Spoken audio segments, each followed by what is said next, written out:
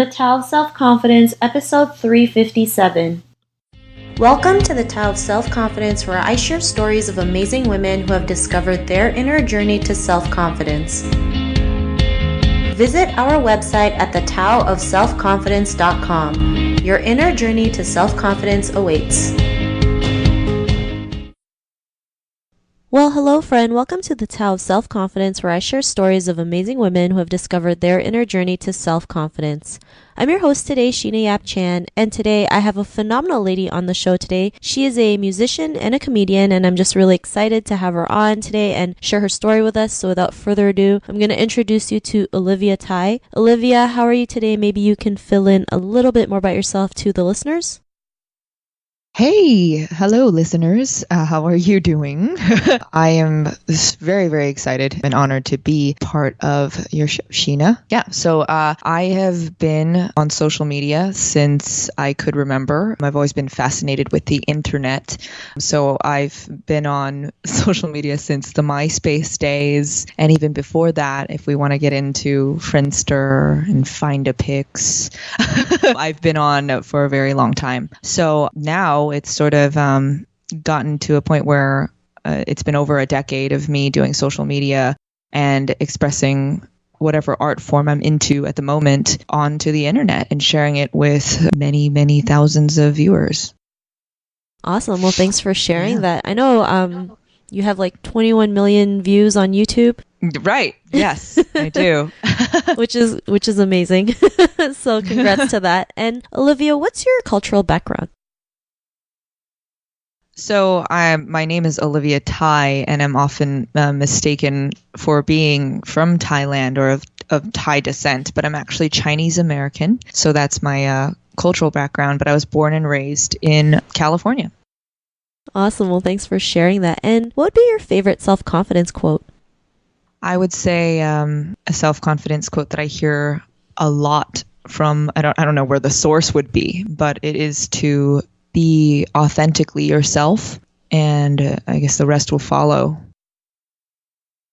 Thanks for sharing that. And I love that, right? Because I think I believe what's missing in this world is just having authenticity, being your authentic self. You know, I know social media is a great way to get your message across, and it's also, social media also like makes us hide who we are sometimes when we see pictures on Instagram and Facebook, and you see people posting different pictures, and sometimes we compare ourselves to them. But, when we just learn to love ourselves for who we truly are and just learn to be more authentic, actually, people will gravitate to us even more because they can relate to us. So I really love that quote that you mentioned. And in your own words, how would you define self-confidence?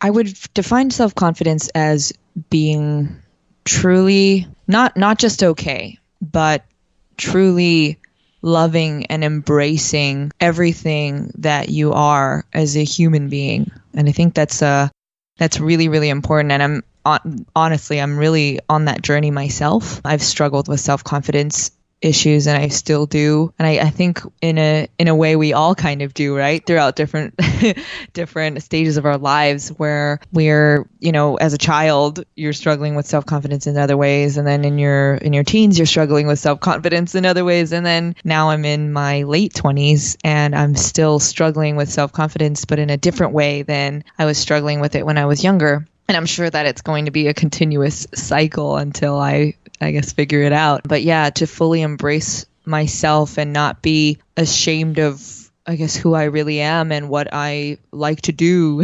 and how I react to things. And, again, back to that authenticity and being genuine about who I am. And that's hard to do, especially, with an audience watching me a lot of times too. So yeah, really just fully embracing who I am and loving who I am as a whole. Thanks for sharing that. And it's so true, right? We got to love ourselves for who we truly are, and that includes the mistakes that we make, our flaws, our struggles. It's all a part of us because it creates us. It helps us become the person that we are, become the stronger person, because like you mentioned, right, different stages, there's different kinds of self-confidence, there's different levels of that. And the more that we overcome these obstacles, the better we can be and know what we're capable of and know who we truly are. So thanks for sharing that great definition. And, Olivia, what was your life like before your discovery of self-confidence? Well, again, I'm still sort of on that path to discover this self-confidence. I think it's there, but it could be more there. It could be more present. But before I guess became aware of it, it was just such a dark time for me. It was a time when I really felt like it didn't matter what goals I had achieved. It was never enough. And just feeling like I was never enough. And I still have those moments now, but not as much, of course. But, just growing up in an environment where I never felt like I was enough was really, really quite a struggle. And I think that's been a big part of it, is just, again, accepting that whatever we've done is already what we've done, and we can't go back and change anything. And to be proud, to be proud of myself for the things that I've accomplished, instead of wondering how I could have done it better or why I didn't do it better. And sort of in this living in the past, I guess, is where that used to be. And now I just, keep moving forward. Thanks for sharing that. And I think that's something we all can relate to, right? Especially, growing up as a Asian woman, always, Yeah. I always felt like I was never enough. I always thought, like, what can I offer to the world? There's so many people out there who's doing what I want to do. What's the point? And we all do that, right? We all have these like crazy things in our head, or when we make a mistake, it's like we focus on that mistake to the point where like we forgot why we even, focused on it in the first place. And, this is something that we all deal with, and we can overcome it for sure. And, what was that point in your life when you realized you were more than enough, like you were worthy to go out there and do the things that you love? And what was that aha moment in your life? Well, for me, I always grew up in an environment where it was very education based. I started college when I was really, really young. And so I think my family had an expectation for me to do something grand in the academic world, very academic, as many Asian families would promote. It was always sort of in that path. And then later I discovered, and I was so young, I didn't know if that's what I wanted. It just so happened that I was, I guess, good at it. So that's what happened. And then I discovered my passion and love for the arts, for music, for writing. And I sort of explored that and took that leap. And instead of going to an Ivy League and becoming a world influencer through academia, I became a college dropout who is doing music and comedy on the internet.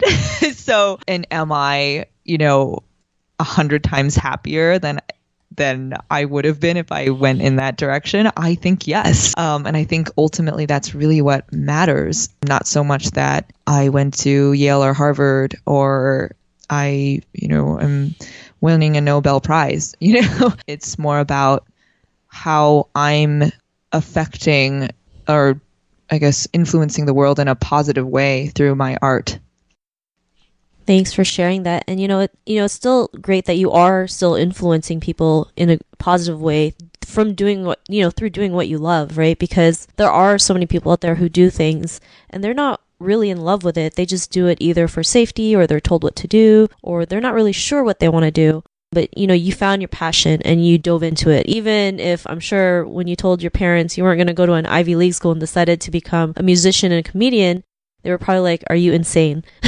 Like, oh yeah, my parents did the same. They thought I was nuts, because like any, Asian family, it's like go to school, get a job, and get a good job, and never like rock the boat, right? Work till you're like 60. And, even like with relatives, they love to compare each other's kids. It's like, oh, so-and-so got a first medal, or so-and-so is a valedictorian. And it really, it's great. Nothing's wrong with that. But in the end, like if you don't love what you do, of course, you're going to be miserable. You're going to get lost, and you're not going to figure out who you are. And, I'm glad you're able to find it and just went ahead with it regardless of what happens. And, to any woman who's in the similar journey to self-confidence, what would be that one tip you would give to them? I would say if you're going through that, ask yourself the question of, if I were to do this for, I don't know, if you want to make it, the rest of your life, you can do that. But make it small. Make it like, if I'm going to do this for another 10 years, to me, that's small, apparently. So if I do this for another 10 years, will I be happy? Do I go home happy after I've done whatever I'm doing, whatever job I'm doing. And if I'm not, what does? What is going to be, what will make my life worth living? What am I basic? It's a deep question, but it's an important question because I think what we do every day affects our lives, right? So I feel like if you ask yourself those questions on a daily basis and ask what serves you to serve other people, it's a great question to start with instead of ending with. Thanks for sharing that. And, that really is a great tip because I think a lot of people forget that, all the answers are within us and it's all about just asking the right questions, right? Like you mentioned, Right. like, is this going to make me happy for the rest of my life or in 10 years? And if it's no, then, what will make me happy? What will I do that will make me like genuinely happy? And like the universe will show you signs, to show you like this is maybe what you're meant to do, or maybe it's this route, right? But I know asking the right questions will always lead you to that path. So thanks for sharing that. And if our listeners wanted to get to know a little bit more about you and what you do, is there any links or social media profiles we can connect with? Sure. My website is oliviathai.com, and Thai is spelled like Thailand, Thai food, pad Thai. but I'm not Thai, I'm Chinese. But I'm just Olivia Thai on YouTube. I'm Olivia Thai on Facebook. I'm kind of everywhere. So find me, and I would love to connect with everybody who's here. Awesome. Well, thanks for sharing that. And to our listeners, if you want to connect with Olivia, you can also head on over to thetaoofselfconfidence.com and search for Olivia's name. Her show notes will pop up along with everything else we talked about. And I just want to thank Olivia for taking the time to share her story with us on self-confidence. So thank you so much, Olivia. Thank you, Sheena. It's been great. Thank you. Not a problem. It was an honor having you on the show. And to our listeners, be on the lookout for another new episode of another amazing woman's journey to self-confidence, and we'll talk to you soon. Bye for now. Thank you for tuning in to another amazing episode of The Tao of Self-Confidence. Visit our website at thetaoofselfconfidence.com to check out cool resources, blog articles, show recaps, and so much more. Your inner journey to self-confidence awaits.